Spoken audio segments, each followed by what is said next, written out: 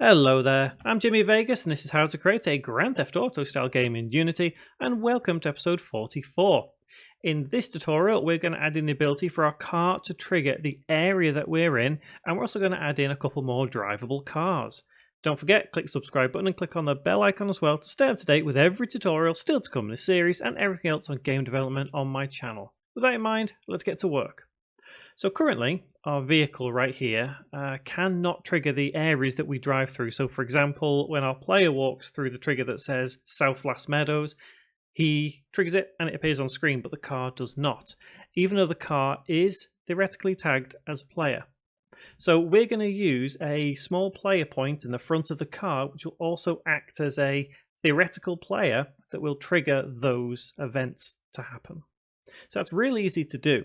All we need to do for now is right click on the car, 3D object, cube, and we'll bring the cube to the front. This is going to be the player point. We'll shrink it down but make it roughly the size of the car at the front. So scale let's have as 2 on the X, quite thin on the Y, on the Z, and probably about 0.5 on the Y. Yeah, so it just needs to roughly be about that size, around about there. And next thing we need to do is click tag and change it to player. Let's turn off the mesh renderer and then turn off the cube entirely. Let's now rename it to player point. And all this is really going to do is appear when we're driving the car. So when we're in the car, it will appear, so it's able to trigger things. And when we get out of the car, it will disappear.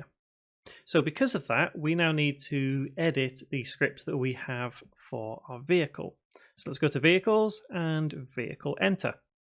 We'll just open that up in Visual Studio. And once that's done, what we'll do is we will edit some of this. Now, we now need to essentially make it so as that object only comes on when we enter the vehicle. So that is going to be within this section right here. So we need to add an extra variable. So public game object player point semicolon, and as soon as we enter the car we could do with it really coming on. So it's somewhere at the top up here. Maybe after we've set the player as inactive, we'll do it here and say player point dot set active false and semicolon, and save that script. And we're also going to need to do the same with the vehicle exit. We're going to need to declare that as a variable and then take that away when we exit. So we'll just let that compile. Excellent. And then we'll go into vehicle exit. We'll add in that as a variable. So public game object player point semicolon. And once again, as soon as we press the E key to get out of the car, after we've set the vehicle cam as active false, we'll say player point dot set active false semicolon and save. So vehicle entry, it's realized we should actually set that as true, not false, because we want it to come on when we enter the vehicle, not go off. So vehicle entry, player point is true. Vehicle exit, player point is false. So now let's head back into Unity. And let's go to our vehicle entry trigger, and you'll see the player point has appeared. So let's drag and drop player point over here. And exit trigger, again, player point has appeared. So we just need to attach player point right there. So now let's test this out and make sure. So as we go through this, you'll see that the player obviously triggers that. We did that quite some time ago now. But obviously the car never did, so that's what we really need to make sure happens precisely now. So let's head over there, and it should, yeah, there we go, it's triggered there. So South Las Meadows, and let's get into our vehicle, and now we just need to make sure that it does indeed trigger in the vehicle. There we go. South Las Meadows. Excellent. So now, every time we get in the vehicle, it will trigger. So how do we get more drivable cars? Well, if you want all yellow cars, the simple and easiest thing to do is take the car, hold control, press D. There we go. We've got another drivable car right there. So what I'm going to do is we're actually going to change this car a little bit because we want it to be, well, not yellow. So let's have this car here. And let's actually change it to a red car. Now, if you remember quite some time ago when we originally imported the cars themselves, they came with a couple of different shells. And we can use that to our advantage. So see here where we've got car yellow. If we turn that off, we're not going to see a whole lot because it's, well, for one, it's related to that car. So you just need to make sure that you do have the correct car selected. See, when I duplicated that, it's brought that one here. It's been selected and duplicated as car 1, but it is a common rookie mistake, I think, to actually select the wrong object. Even though they look identical, you can sometimes select the wrong object. So just make sure if you do it, you turn off car yellow, gone. So now the car is technically there, it's just invisible. So if we go and find our original cars, which is here, I believe, prefabs. So let's bring in a blue car for now. So let's take this car here. I know it's not this yellow car. We have this car selected. And remember to get the sizing the same. So in this case, it needs to be 1.5 by 1.5 by 1.5. So let's go on the blue car and change it to 1.5, 1.5, 1.5. And if we take this here, and you can see that it's the, I'm on the wrong one again, aren't I? Car blue. And what we can do now is take all of these, and if we disable all of those, you end up with almost the same thing. We just need to take the window frame as well. So the car is theoretically there. It's just that we have changed what it is. Now, if that doesn't quite make sense, it will do very shortly. So best thing to do is align up this blue car with the yellow car that we want to change. So in this case, let's place it inside that car. So you can see this blue car is now inside the yellow car. Set the position as 0, 0, 0. And you'll see that it is pretty much inside that car. So next thing to do is let's turn off the car yellow. In fact, what we'll do is I'll actually disable, just for now, everything inside yellow. And we can see it's almost the same, it's almost right. And now everything that's in blue, in fact, what we'll need to do is right click and let's unpack the prefab. If you're using an older version of Unity, I think like 2018 or before, you may not need to unpack the prefab. But if you're using a later version, you will need to. Once you've done that, you can take everything from there and place it inside where it's got car yellow.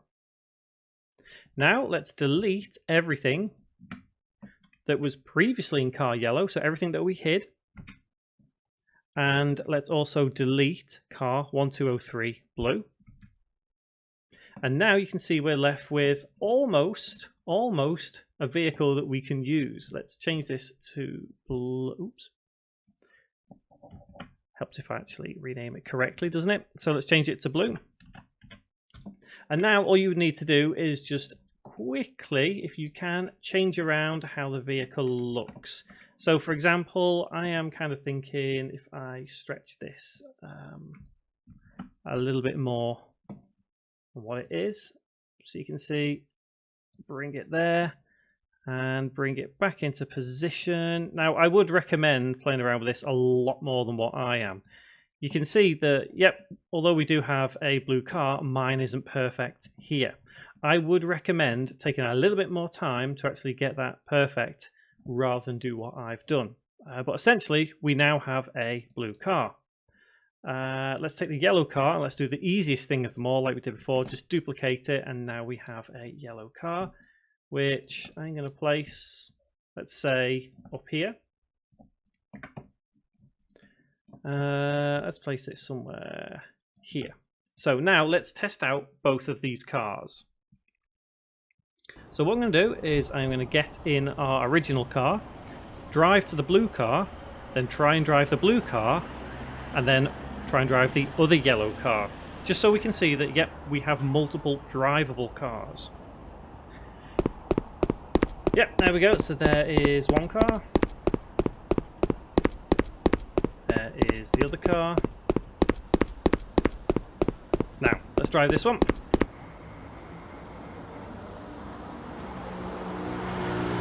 And okay, so we've done that. Now, let's let that carry on. Oops. Right, if I can get my bearings, let's get into this car. And there we go. We're now driving this blue car. Excellent.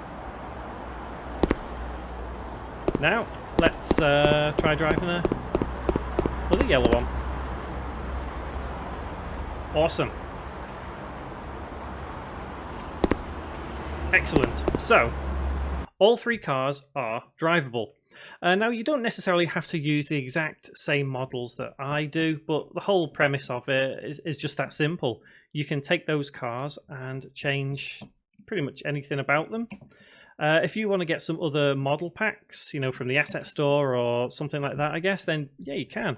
It's all about changing just the shell of the car, really. I mean, we're going to go a lot deeper into it, but in quite a while, you know, until we get really deep in development and change different characteristics of cars.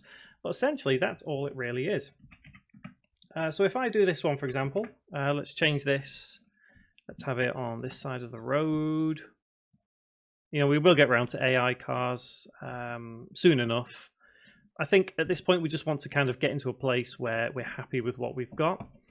And let's change this to a green one. So just bring in a green car, maybe drop it on there. And you can see already it's in a good place. Actually, that's not too bad. So yeah, let's take everything in the yellow again. Let's disable it. And take everything in the green, bring it into the other car, into there. Oh, of course, we need to unpack the prefab. If you end up like this by mistake, all you need to do is just click the arrow to head back. That's just because you need to unpack the prefab. And take all of these, place them in here, and let's get rid of all the hidden ones from the original yellow. And let's get the green, rename that to green instead of yellow. And you just need to resize it. So let's have that stretched a little bit like that. Maybe stretch it out on the X a tiny bit, about there maybe. Yeah, so it's all about resizing. There we go. So while I test this green car out now, what I'm going to do is I'm going to tell you what we're going to do in the next tutorial. So next tutorial, I want to take a break from this side of development, and I want to focus a lot more on things like menus. So we're going to look at creating a main menu in the next tutorial, and that is going to be able to feed on to starting games, going into scenes, as well as saving and loading. So let's check our vehicle. It was moving a little bit then, but that doesn't matter too much. And there we go. Multiple drivable vehicles. Excellent. So yeah, next tutorial we're going to look at creating a main menu, and then we'll go from there and see where we get to. So until that next tutorial, thanks very much for watching, guys.